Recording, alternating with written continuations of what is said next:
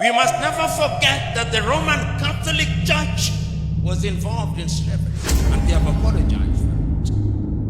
We must never forget that the Church of England was involved in slavery, and they have apologized for it. If you're a Christian, trust me, you will never ever see the church the same way at the end of this video. Just let's watch. We must never forget that over 12 million Africans were taken to the Caribbean, taken to Europe and America. We must never forget that. We must never forget that in Southern Africa, the apartheid regime was underwritten through verses from the Bible by the Dutch Reformed Church. We must never forget that. Upon a theology based in the Bible. Fact. We must never forget that the Roman Catholic Church was involved in slavery, and they have apologized for it.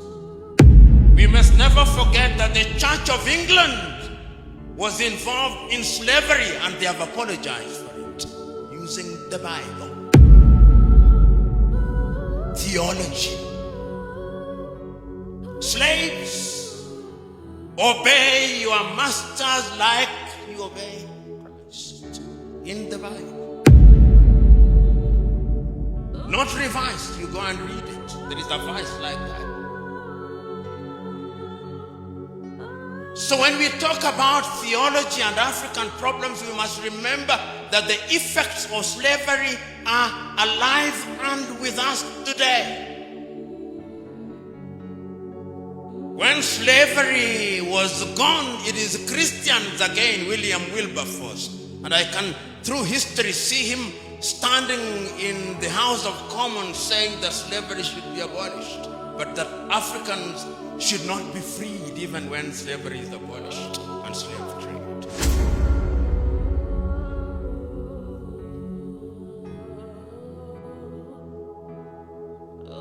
After slavery, colonization came. And as I speak to you, Europeans sat in Bani in 1884 and 1885 and divided Africa into spheres of influence. Africa was a hunting ground,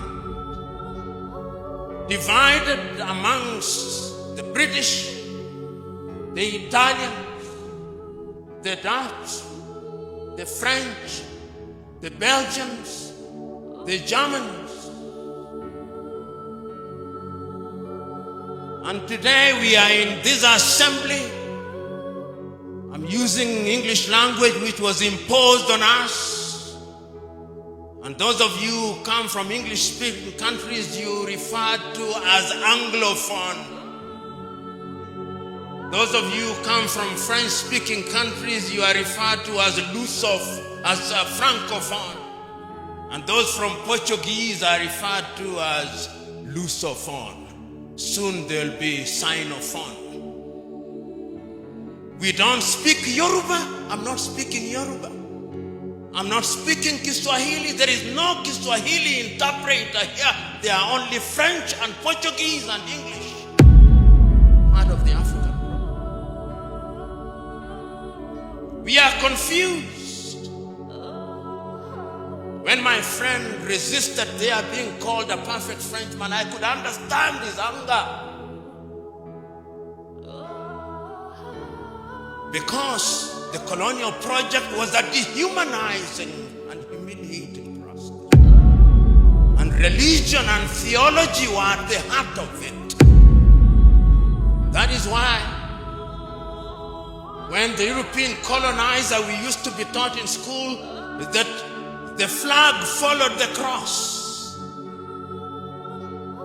I went to Zanzibar, and a young man was taking me through the dungeons, and he showed me there was the school where they taught Africans that they may use them in their labor. There is the church, that they touch their spirit, that they may be spiritually confused. And there is the hospital where they treated them, that they may use them as legal. I've never heard such interpretation. That is why when theology came, we were told that in order to be a Christian, you must be John or James or Joel. You cannot be Taibo now. That is not a Christian name. Christian name must be John, Joseph. Who said? Whose theology is it? Who said that in order to be a Christian, you must be John? Who said it? That is jaundiced theology. That is racist theology. Because when you want to change a person, you give him your name. Those of you who have watched Roots will know this. Alex Haley's Roots. You capture Kunta Kinte, and in order to dehumanize him, you call him Toby. That is also theology. So, African problem is also colonization. So as we speak now, there are Nigerians here. There are Ghanaians here. There are Congolese, Democratic Republic of Congo, and then there is Congo, named after Ferdinand de Brazza, called Brazzaville. I look forward to the day they change Brazzaville's name. At least they changed Leopoldville into Kinshasa. This is the reality. This is part of the problem. The Democratic Republic of Congo will never know peace because of religion, Roman Catholicism, and colonization. These are the problems bedeviling Africa. And we never say it. King Leopold of the Belgians caused 13 million Congolese to be killed.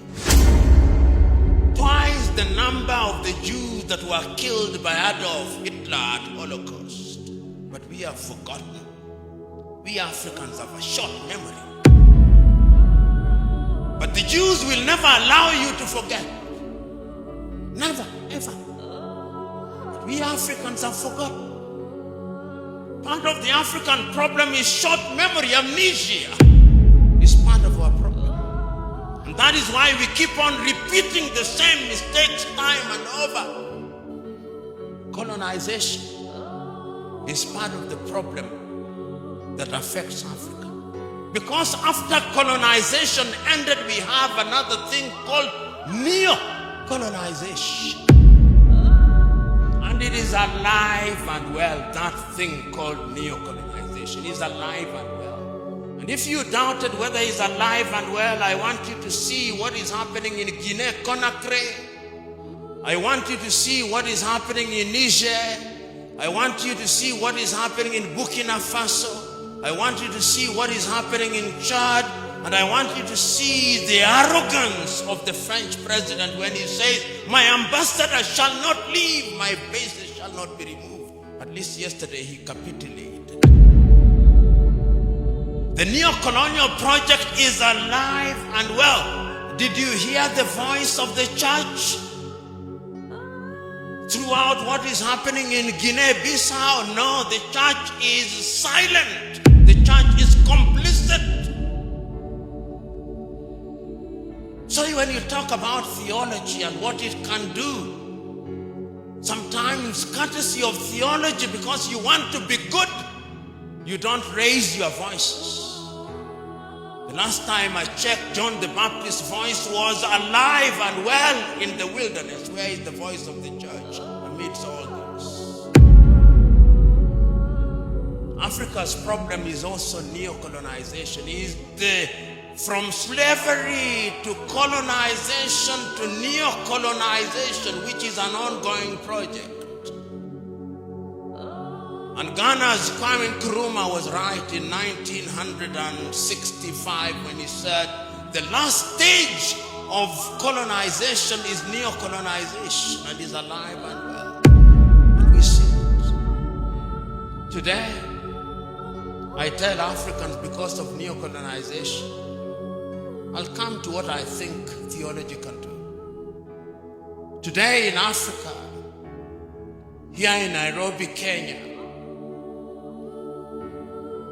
if you want to buy something from a supermarket, you go to Carrefour, which is French.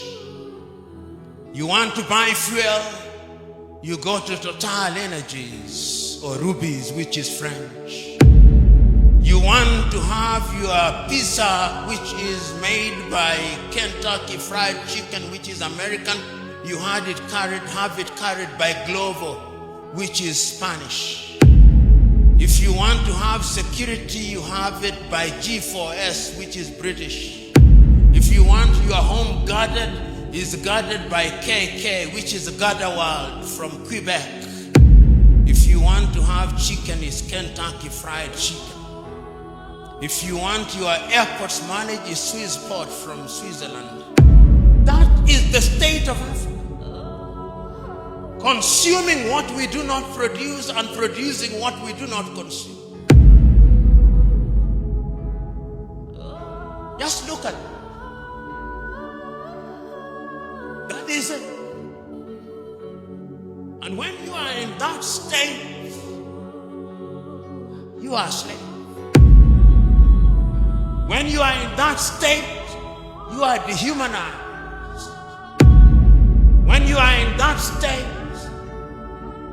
you are not behaving as if you are made in the image of God.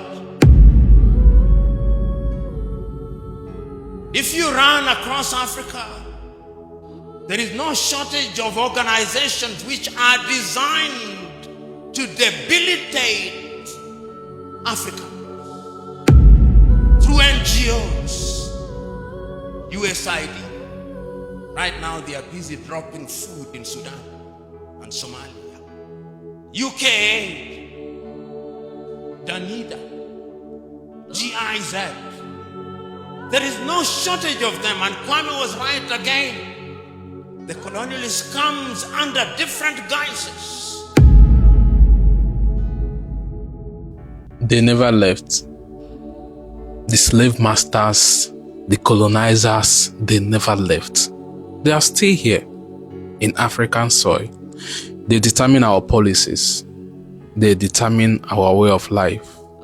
We can't do without the colonizers. We can't do without the slave traders, the slave masters. They are still here. And we don't want to learn. We don't want to learn. Africans don't want to learn. Africans don't want to learn. And it's so sad.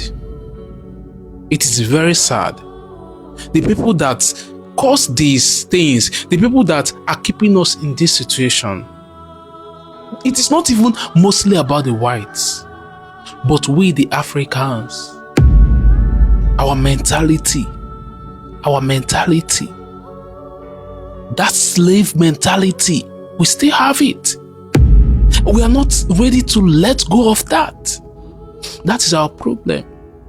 And that is why corruption is looming in Africa.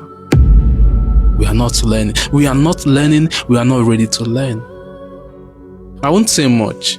Just tell me what you think in the comments, because this is crazy. From slave trade to colonization to neo-colonialism. Who knows the next part, the next phase of this whole thing? Share your thoughts in the comments. How long are we going to continue in this mess? Africans, I'll be reading your comments. Let's discuss.